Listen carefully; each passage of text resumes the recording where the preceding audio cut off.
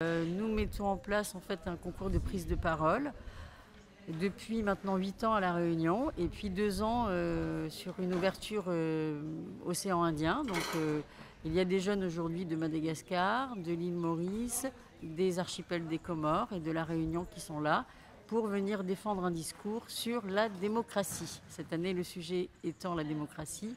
Donc voilà, ils ont énormément de choses à nous dire sur leur propre vision du monde, sur aussi ce qu'ils pensent de la démocratie et puis que le meilleur gagne. On a un partenariat en fait avec l'Académie de La Réunion, donc ce qui nous a permis en fait de transmettre le projet aux 48 lycées de La Réunion et puis également au niveau des ambassades des îles Maurice, Mada et puis des Comores justement, et c'est l'académie aussi qui nous a aussi beaucoup aidé là-dessus. Voilà, donc l'ensemble des lycéens ont été conviés par par un règlement, et puis à charge à eux de construire un discours et puis de venir le présenter lors d'une première audition pour être tenus, pour être là aujourd'hui, pour vivre une semaine de coaching. Ils sont 22 demi-finalistes. Et puis ils seront 10 ou 12 pour la finale, ça dépend le jury, si le jury a des coups de cœur ou pas. Je suis à tous des comédiens qui est là pour accompagner en fait le bon jeune aussi dans cette façon de dire les choses, aussi parce que la prise de parole, c'est un exercice aussi qui n'est pas facile, hein. Donc l'idée c'est que vous êtes le plus à l'aise possible aussi avec votre texte. Autant dans la gestuelle, autant dans la prononciation, mais aussi dans l'argumentation. Donc voilà, nous travaillons avec des comédiens. Je suis à toute la ligue d'impro parce que la parole, même si elle est préparée, il faut aussi improviser un certain nombre de choses. Et puis nous travaillons aussi avec un avocat. Avant tout, c'est une aventure collective et humaine, donc ils se retrouvent tous. La grande soirée de finale, d'ailleurs, les auditeurs de Freedom sont invités. Ça sera mardi 21 mars au Théâtre de Saint-Gilles en plein air. C'est une soirée qui est gratuite et en même temps venir entendre et écouter ce que les jeunes ont à nous dire sur la démocratie. Je pense qu'aujourd'hui, c'est un sujet qui parle à tout le monde. Alors, c'est un travail assez dense.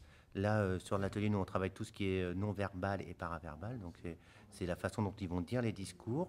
Mais il y a aussi un atelier où on retravaille avec les discours. Le but, vraiment, c'est que, comme disait Aimé Jacquet à Robert Pires, qu'ils musclent leur discours. Voilà, il faut muscler leur discours, muscler leur jeu pour que les jurys du concours aient des mal de tête pour pouvoir les différencier, pour pouvoir dire lequel ou laquelle est la plus performante. J'en ai entendu parler à l'école, voilà, par mon prof de philosophie, et je me suis dit pourquoi pas. J'ai toujours eu cette fibre un peu artistique de vouloir parler, et j'ai toujours été franche, j'ai toujours dit ce que je voulais dire. Et justement, je participe à ce concours pour pouvoir partager ma façon de penser et me donner un peu plus de liberté dans ce que je dis aussi. Aujourd'hui, je participe à un atelier avec Francis, qui est un coach. Et c'est assez intensif en émotion aussi. Et là, on parle un peu, on essaie de se découvrir entre nous, de présenter nos discours. Il nous donne beaucoup de conseils sur la gestuelle, sur comment prononcer, etc. Et c'est trop bien. Moi, personnellement, c'était à l'école. J'avais beaucoup de choses à faire en même temps, mais j'ai essayé de participer. Au fil, on était 30 au départ, et puis on était 10, et puis nous sommes 3. C'était plutôt par amour pour l'éloquence, et aussi j'aime la poésie. Quelque part, c'est une façon d'exprimer cette poésie. On est là depuis hier, et les ateliers se font avec 4 coachs, il y en a peut-être plus aussi. On a nos dortoirs, on dort ici, et on alterne dans plusieurs ateliers. Il y a même des soirées d'improvisation comme hier, c'était vraiment chouette, on s'est vraiment amusé. Et là, ça continue le matin avec des heures d'intense de travail, et puis plus tard aussi, encore des heures à travailler sur le discours, sur la prestation, sur le travail scénique, et tant de choses encore qui fera notre discours et l'éloquence qu'on va donner le jour venu. Alors, c'est une professeure de français au Collège de France d'Antananarivo, la capitale. C'est là que j'étudie. Elle est venue vers moi en me disant qu'il y aurait prochainement un concours d'éloquence. Elle savait que j'aimais beaucoup parler, parce que j'adore ça, c'est quelque chose qui a toujours été en moi. Alors déjà, je trouve que ce qui est magnifique, c'est que ce soit les études qui nous fassent voyager, parce que ça, je trouve que c'est encore trop rare, et j'ai eu la chance de découvrir ce que c'était. Donc c'est magnifique, et puis dès qu'on est arrivé, on a senti ce brassage des cultures, parce qu'on est des îles du même océan, donc on est à la fois éloignés, mais pas trop non plus, et pourtant on remarque qu'il y a beaucoup de différences de culture, et à la fois beaucoup de similarités.